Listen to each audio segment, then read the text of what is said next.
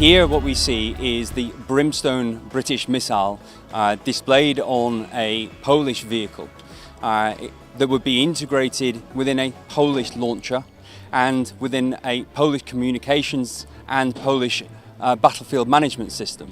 So what we spoke about earlier about how the UK missile systems are then integrated into wider Polish systems to provide a sovereign solution.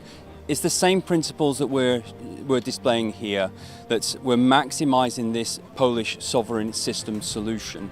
This missile is designed for the same threat as Poland needs. It's the UK requirement for this is exactly the same, to be able to engage mass armour threats in this European environments, all-weather environments, against the most stressing of armoured threats, even those threats that may be protected by obscuration, camouflage, soft kill and hard kill active protection systems. This is an anti-tank guided missile which has a long range. It is able to be fired from behind cover using simply the target coordinates of the threat. So we actually are fully interoperable with all NATO targeting sources.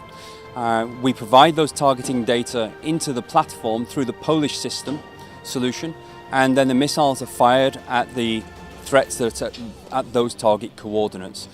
The missile uniquely is the only missile in the world that has onboard discrimination capabilities for it to be able to identify and recognise armour in all weathers through all types of obscurations and active protection systems.